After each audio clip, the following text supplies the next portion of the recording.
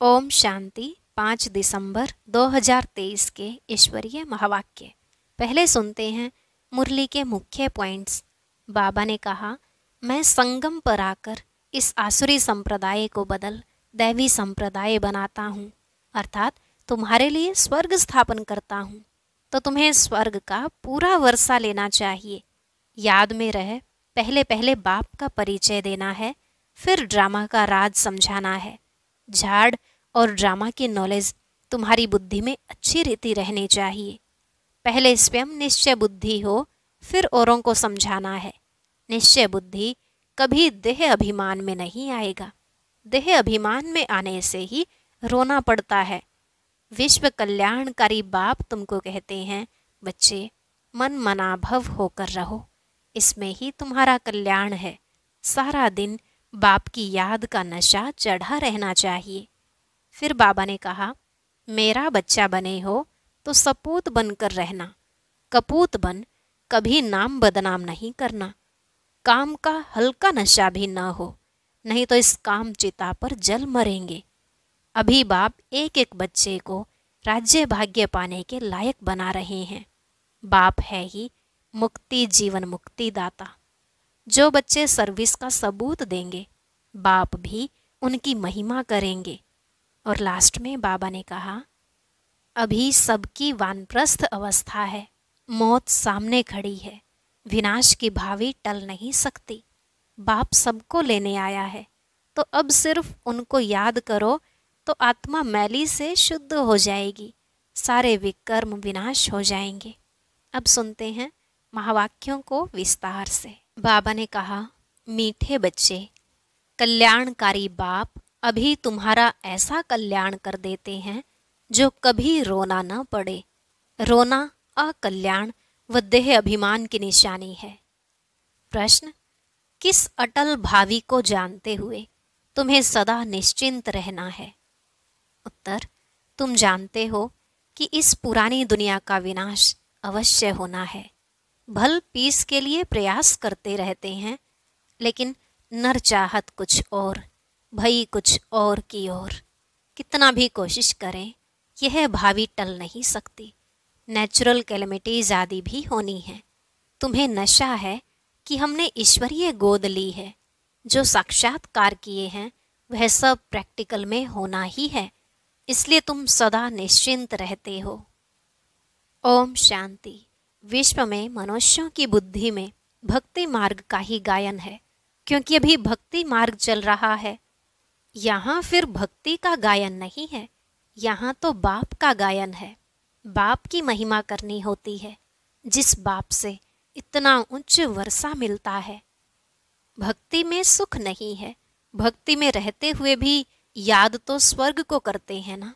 मनुष्य मरते हैं तो कहते हैं स्वर्गवासी हुआ, तो खुश होना चाहिए ना। जबकि स्वर्ग में जन्म लेते तो फिर रोने की तो दरकार नहीं। वास्तव में यह सच्ची बात तो है नहीं कि स्वर्गवासी हुआ इसलिए रोते रहते हैं। अब इन रोने वालों का कल्याण कैसे हो? रोना दुख की निशानी है। मनुष्य रोते तो है ना। बच्चे जन्मते हैं तो भी रोते हैं, क्योंकि दुख होता है। दुख नहीं होगा तो जरूर हर्षित रहेंगे। रोना तब आता है जब कोई ना कोई अकल्याण होता है। सतयुग में कभी अकल्याण नहीं होता, इसलिए वहां कभी रोते नहीं। अकल्याण की बात ही नहीं होती। यहाँ कभी कमाई में घाटा पड़ता है या कभी अन्न नहीं मिलता तो दुखी होते हैं, दुख में रोते हैं। भगवान को याद करते हैं कि आकर सभी का कल्याण करो। अगर सर्वव्यापी है तो किसको कहते हैं कल्याण करो? परमपिता परमात्मा को सर्वव्यापी मानना बड़े से बड़ी भूल है। बाप है सबका कल्याणकारी, वह एक ही कल्याणकारी है, तो जरूर सबका कल्याण करेंगे। तुम बच्चे जानते हो, परमपिता परमात्मा हमेशा कल्याण ही करते हैं। अब वह परमपिता परमात्मा कब आए जो विश्व का कल्याण करे? विश्व का कल्याण करने वाला और तो कोई है नहीं। बाप को फिर सर्वव्यापी कह देते हैं, कितनी भारी भूल है। अभी बाप अपना परिचय देकर कहते हैं, मन मना भव, इसमें ही कल्याण है। सतयुग त्रेता में कोई भी हालत में अकल्याण होता नहीं। त्रेता में भी जबकि राम राज्य है तो वहाँ शेर बकरी इकट्ठे जल पीते हैं। हम राम सीता के राज्य की इतनी स्तुति नहीं करेंगे, क्योंकि दो कला कम हो जाने से कुछ न कुछ सुख कम मिलता है। हम तो पसंद करते हैं स्वर्ग, जो बाप स्थापन करते हैं। उसमें पूरा वर्षा पाएं तो बहुत अच्छा है। ऊंचते ऊंच बाप से वर्षा ले, हम कल्याण करें। हर एक को अपना कल्याण करना है श्रीमत पर। बाप ने समझाया है, एक है आसुरी संप्रदाय, दूसरा है दैवी संप्रदाय। अभी एक तरफ रावण राज्य है, दूसरे तरफ मैं दैवी संप्रदाय स्थापन कर रहा हूँ। ऐसे नहीं कि अभी दैवी संप्रदाय है, आसुरी संप्रदाय को मैं दैवी बना रहा हूँ। कहेंगे दैवी संप्रदाय तो सतयुग में होता है। बाप कहते हैं इस आसुरी संप्रदाय को दैवी संप्रदाय भविष्य के लिए बनाता हूँ। अभी है ब्राह्मण संप्रदाय, दैवी संप्रदाय बन रहा है। गुरु नानक ने भी कहा है, मनुष्य से देवता किए करत न लागी वार। परंतु कौन से मनुष्य हैं जिनको देवता बनाएंगे? वह ड्रामा के आदि मध्य अंत को तो जानते नहीं। सृष्टि के आदि में जो लक्ष्मी नारायण श्रेष्ठाचारी हैं, वह भी आदि मध्य अंत को नहीं जानते, त्रिकालदर्शी नहीं हैं। आगे जन्म में त्रिकालदर्शी थे, स्वदर्शन चक्रधारी थे, तब यह राज्य पद पाया है। उन्होंने फिर स्वदर्शन चक्र दे दिया है विष्णु को। तो यह भी समझाना है कि स्वदर्शन चक्रधारी ब्राह्मण हैं तो मनुष्य आश्चर्य खाएंगे। वह तो श्री कृष्ण को भी कह देते, विष्णु को भी कह देते। यह तो जानते नहीं कि विष्णु के दो रूप लक्ष्मी नारायण हैं। हम भी नहीं जानते थे। मनुष्य तो हर बात में कह देते हैं भावी, जो होने वाला है उसको कोई टाल नहीं सकते। यह तो ड्रामा है। तो पहले पहले बाप का परिचय दें या ड्रामा का राज समझाएं? सो भी जब बाबा की याद हो, पहले पहले बाप का परिचय देना चाहिए। बेहद का बाबा शिव बाबा तो मशहूर है, रुद्र बाबा भी नहीं कहते। शिव बाबा नामी ग्रामी है। बाप ने समझाया है कि जहाँ जहाँ भक्त हैं उन्हों को जाकर समझाओ। अखबार में पढ़ा था, मनुष्य कहते हैं कि हिमालय की इतनी मल्टी मिलियन एज है। अब हिमालय की कोई आयु होती है क्या? यह तो सदैव है ही। हिमालय कभी गुम होता है क्या? यह भारत भी अनादि है, कब रचा गया उसकी एज नहीं निकाल सकते। वैसे हिमालय के लिए भी नहीं कह सकते कि यह कब से है। इस हिमालय पहाड़ की आयु गिनी नहीं जाती। ऐसे थोड़ी ही कहेंगे कि आकाश की व समुद्र की आयु इतनी है। हिमालय की आयु कहते हैं तो समुद्र की भी बताएं। कुछ भी जानते नहीं। यहाँ तो तुमको बाप से वर्षा पाना है। यह है ईश्वरीय फैमिली। तुम जानते हो बाप का बनने से स्वर्ग के मालिक बनते हैं। एक राजा जनक की बात नहीं। जीवन मुक्ति में अथवा राम राज्य में तो बहुत होंगे ना। सबको जीवन मुक्ति मिली होगी। तुम सेकंड में मुक्ति जीवन मुक्ति पाने के पुरुषार्थी हो। बच्चा बने हो, मम्मा बाबा कहते हो, जीवन मुक्ति तो मिलेगी ना। समझ सकते हैं प्रजा तो ढेर की ढेर बनती जाती है। दिन प्रतिदिन प्रभाव तो निकलना है ना। यह धर्म की स्थापना करना बड़ी मेहनत है। वह तो ऊपर से आकर स्थापना करते हैं, उनके पिछाड़ी ऊपर से आते जाते हैं। यहाँ तो एक एक को राज्य भाग्य पाने का लायक बनाना पड़ता है। लायक बनाना बाप का काम है। जो मुक्ति जीवन मुक्ति के लायक थे, सबको माया ने नालायक बना दिया है। 5 तत्व भी नालायक बने हैं। फिर लायक बनाने वाला बाप है। तुम्हारा अभी सेकंड जो पुरुषार्थ चलता है, समझते हैं कल्प पहले भी फलाने ने ऐसा ही पुरुषार्थ किया था। कोई आश्चर्यवत भागंती हो जाते हैं, फारकती दे देते हैं, प्रैक्टिकल देखते रहते हैं। यह भी समझते हैं विनाश सामने खड़ा है। ड्रामानुसार सबको एक्ट में आना है। नर चाहत कुछ और, वह चाहते हैं पीस हो, परंतु भावी को तुम बच्चे जानते हो। तुमने साक्षात्कार किया है। वह भल कितना भी माथा मारे कि विनाश न हो, परंतु यह भावी टल नहीं सकती। अर्थक्वेक, नेचुरल कैलेमिटीज होंगी, वह क्या कर सकते? कहेंगे यह तो गॉड का काम है। तुम्हारे में भी बहुत थोड़े हैं जिनको इतना नशा चढ़ता है और याद में रहते हैं। सब तो परिपूर्ण नहीं बने हैं। तुम जानते हो यह भावी टलने की नहीं है। अन्न नहीं है, मनुष्यों के रहने के लिए जगह नहीं है, 3 पैर पृथ्वी के नहीं मिलते। तुम्हारा यह है ईश्वरीय परिवार, माता पिता और बच्चे।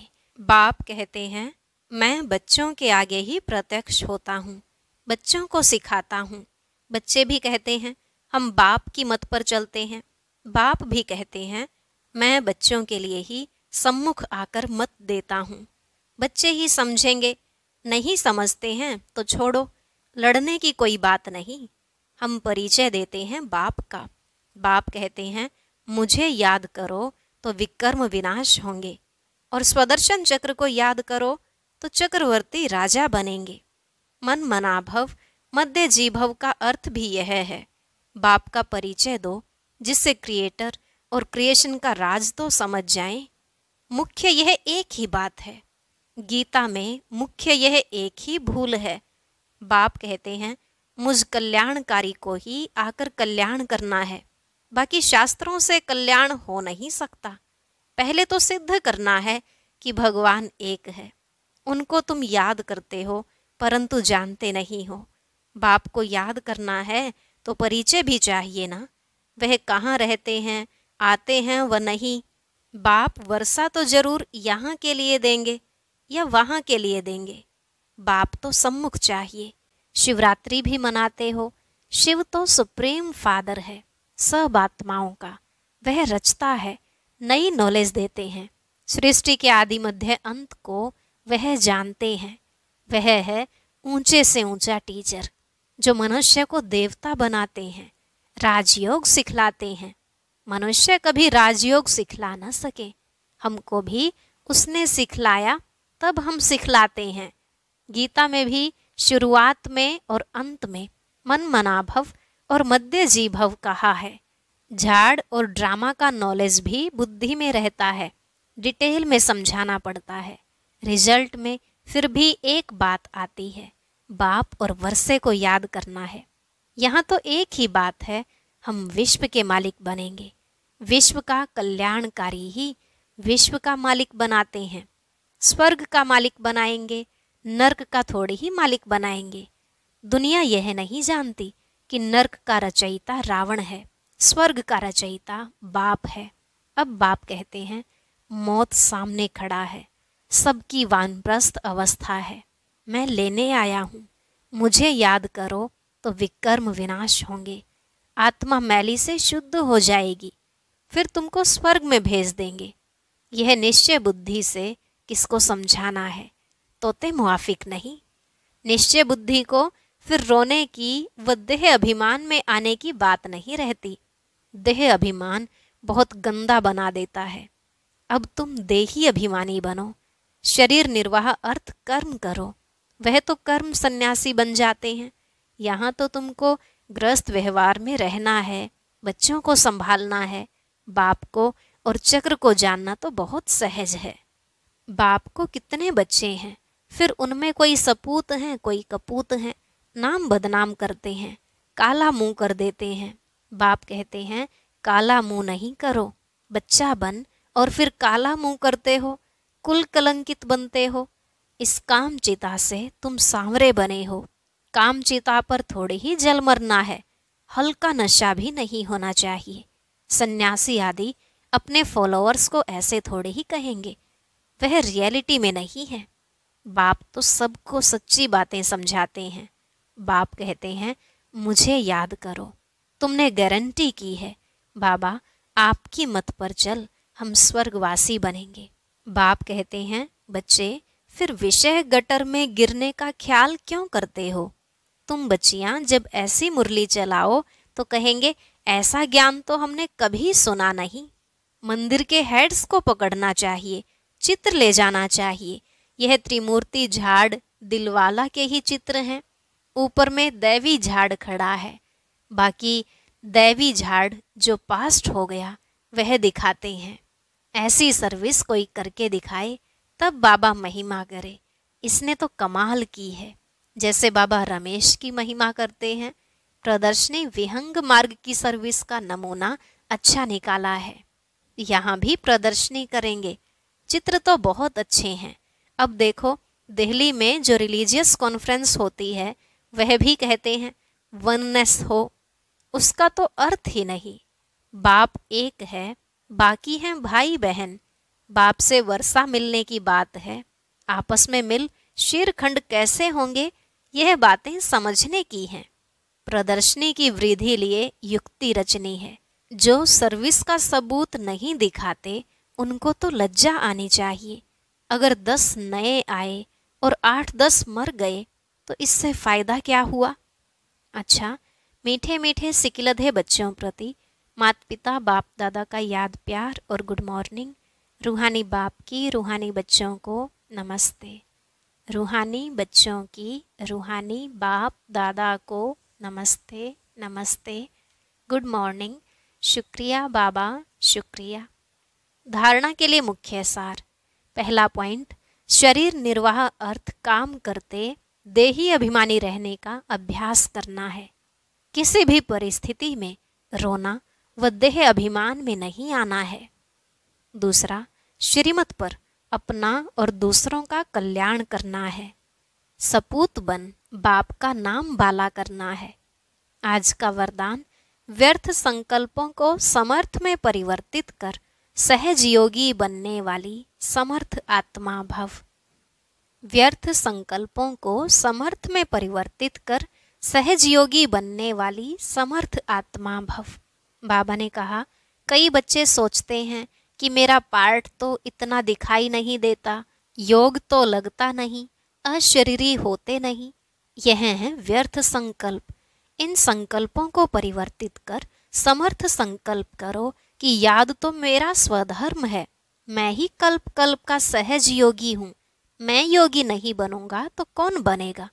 कभी ऐसे नहीं सोचो कि क्या करूं, मेरा शरीर तो चल नहीं सकता, यह पुराना शरीर तो बेकार है। नहीं, वाह वाह के संकल्प करो, कमाल गाओ इस अंतिम शरीर की, तो समर्थी आ जाएगी। स्लोगन, शुभ भावनाओं की शक्ति दूसरों की व्यर्थ भावनाओं को भी परिवर्तन कर सकती है। शुभ भावनाओं की शक्ति दूसरों की व्यर्थ भावनाओं को भी परिवर्तन कर सकती है।